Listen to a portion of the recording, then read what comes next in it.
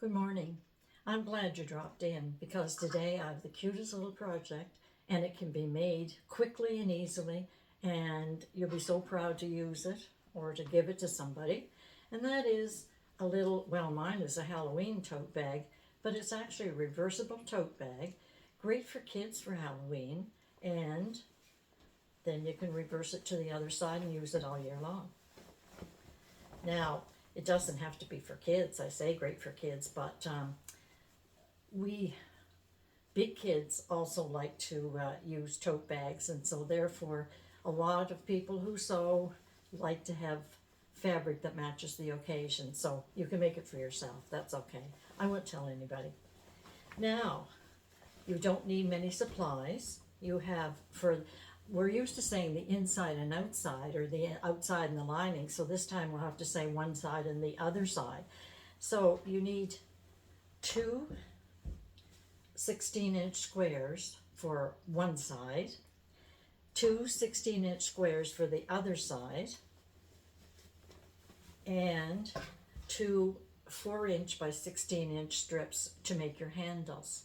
Now, I have used plain fabric for one side, and on this one they were both just one piece of fabric, but I thought for a change, and also because I didn't have two 16-inch squares left in my fabric, I added a top. Just makes it a little bit different, and all you need total is 16 inches, so whatever, if you want to go half and half, I think this might be about 3.5 and 13 to 14, 3.5, whatever makes 16 inches once you sew your seam. So it's pretty cute, and you can use it all the time, or save it for, if you want to make both sides Halloween, save it for that. Make one side Halloween and one side Christmas, and then you get lots of use out of it. So when you have your 4 pieces of fabric and your 2 for your straps or your handles, mine is not a shoulder strap, it's shorter for a handle. It's just the way I chose to do it. So your 2 16 inches, and simple as can be.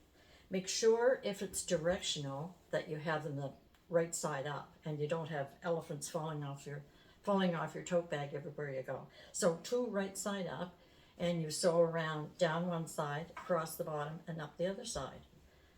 Take your next 2 16-inch squares and do the same.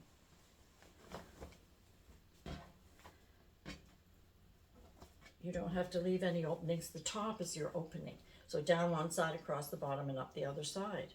Now, these are boxed, which you don't always do on a lightweight tote like this, but I like the look of the box.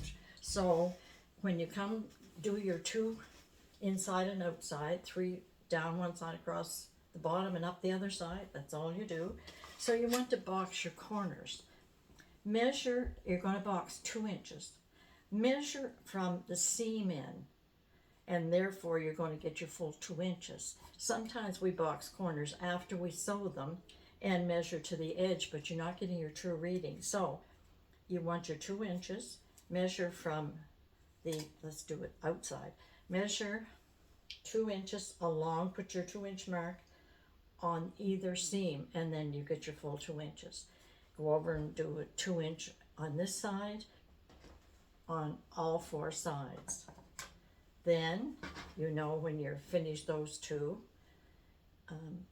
I don't cut it till I'm finished. I measure, make my measurement, and then match your seams and sew across where you measured the 2 inches, then cut it out.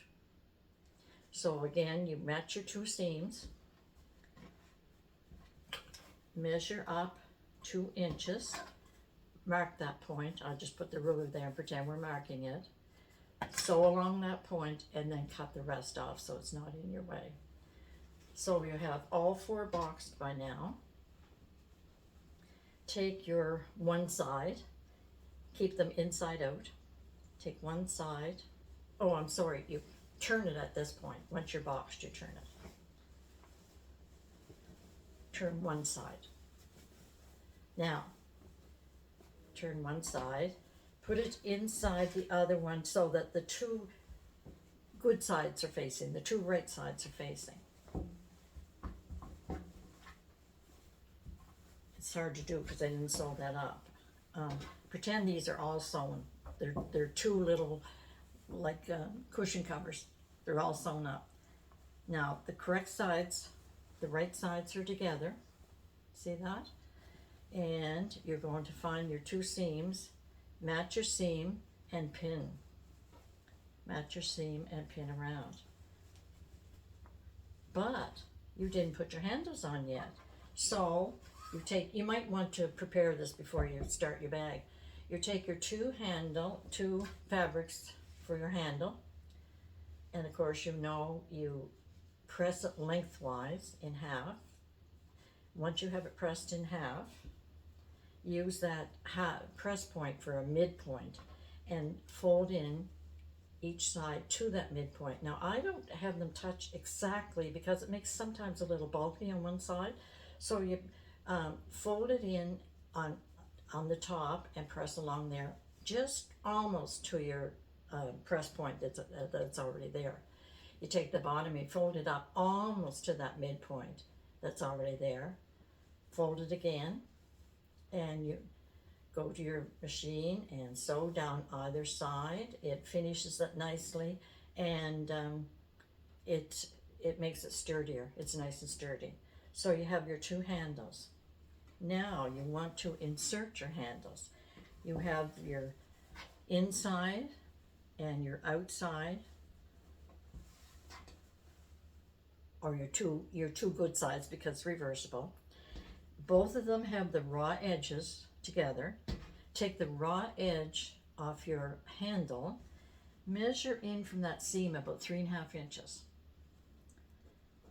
Put your handle between the two sides and raw edge up on your handle. You're going to pin that in there between the two. Now take the other end of the handle, be careful not to turn it, make sure it's the right way. You're going to come over and measure 3.5 from this side and put it between your two good sides and pin it there. So there's your handle. Now you do the same on the other side.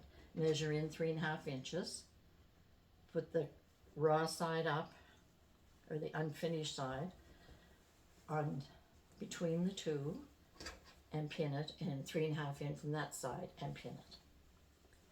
And now that you have the two in, be careful, don't turn it, twist it. Now that you have the two in, you're pretending this is all together.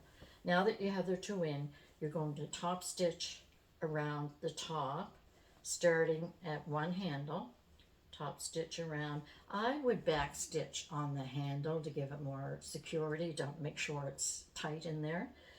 Sew around all across this side and sew around to this handle.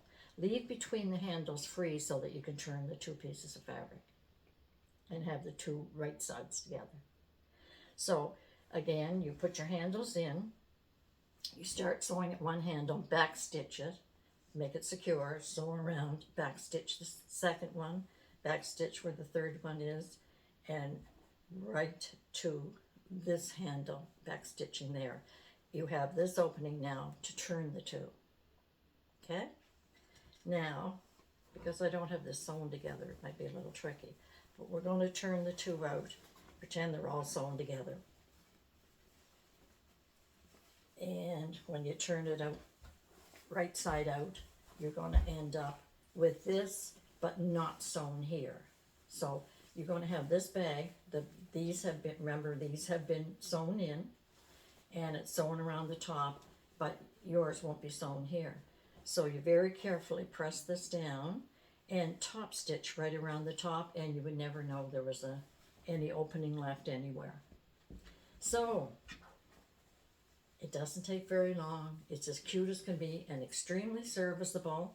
I want to apologize for the light today. It's a very dark day, and for some reason my light is reflecting badly, but maybe it's appropriate because we're talking about Halloween that the lighting isn't as it should be. So I hope you got that, and that you make a few. And as I say, they don't have to be one piece of fabric. You can personalize them, add a strip on the top, or make half and half, or put a strip down the middle of something different. Put a pocket on one side if you want to. Vary it and personalize it. And it doesn't have to be Halloween. It's just that Halloween is Friday, and these can be made quickly. So I thought, wow, that's a quick one for Halloween for children to take for a treat bag, or for the older children to take their knitting and their sewing in. And it can be any occasion or any fabric, but I thought it was a cute bag. It makes up quickly. There's no interfacing in it, so it's quicker to make, but it also is not sturdy, which is what I wanted. I wanted a softer, more pliable one. We have bags with interfacing, of course, but I just wanted one that I could grab and hurry and throw a book. Maybe you want to go to book club, or you want a few things you were shopping and you didn't need too big a structure bag. So vary it and personalize it, and take it out in Halloween, or take it out the rest of the year on the other side.